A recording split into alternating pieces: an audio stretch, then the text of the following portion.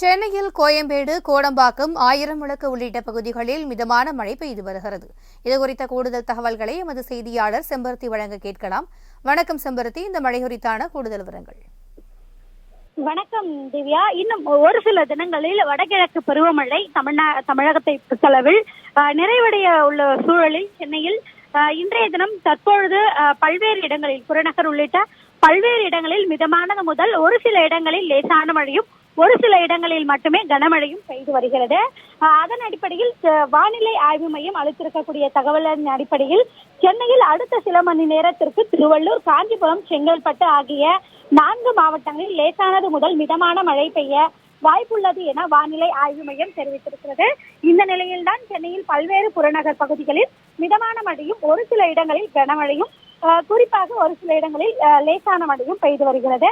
அதன் அடிப்படையில் சென்னையில் ஆயிரம் விளக்கு, மேலும் மேற்கு மாம்பலம், அசோக் நகர், சென்ட்ரல் உள்ளிட்ட இடங்களில் தற்பொழுது ஒரு சில நிமிடங்களுக்கு முன்னதாக கனமழை பெய்து வந்த நிலையில் தற்பொழுது அது மிதமான மழையாக மாறியிருக்கிறது. மேலும் தேனாம்பேட்டை, பாரிஸ் உள்ளிட்ட பல்வேறு இடங்களில் மிதமான மழை பெய்து வருகிறது. மேலும் வேளச்சேரி, சைதாப்பேட்டை உள்ளிட்ட இடங்களில் லேசான மழையும் பெய்து வருகிறது. குறிப்பாக வடகிழக்கு பருவமழையானது ஜனவரி 12ஆம் தேதி வரை நீடிக்கப்பட்டுள்ள நிலையில் சென்னையில் பல்வேறு இடங்களில் இந்த மழையானது பெய்து வருகிறது. குறிப்பாக கடந்த டிசம்பர் மாதத்தில் மிக்ஜாம் புயலுக்கு பிறகு சென்னையில் பெரிதளவில் மழை ஏதும் இல்லையே. சென்னையை பொறுத்தளவிலுமே மிக்ஜாம் புயலுக்கு பிறகாக மழை என்பது பெரிதளவில் இல்லாமல் அடுத்த கட்டமாக மார்கழி மாதம் தொடங்கிய நிலையில் பனிமூட்டம் மட்டுமே இருந்து வந்த நிலையில் தென் மாவட்டங்களில் கனமழை.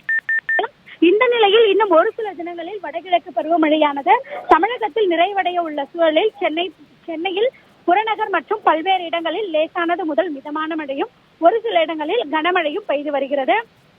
அது மட்டுமல்லாமல் சென்னையில் பல்வேறு இடங்களில் வானமானது மேகமூட்டத்துடனும் காணப்படுகிறது. சென்னையில் தற்பொழுது இருக்கக்கூடிய மணியின்படி 4 மணி அளவிலேயே ஒரு 6 மணி அளவில் போது இருண்ட ஒரு சூழல் காணப்படக்கூடிய காரணத்தினால் பல்வேறு இடங்களிலும் வாகனங்கள் செல்லக்கூடிய அந்த சாலைகளில் முகப்பு விளக்குகளை எரிய விட்டபடி செல்கிறது என்பதும் குறிப்பிடத்தக்கது. கூடுதல் விவரங்களுக்கு நன்றி செம்பருத்தி.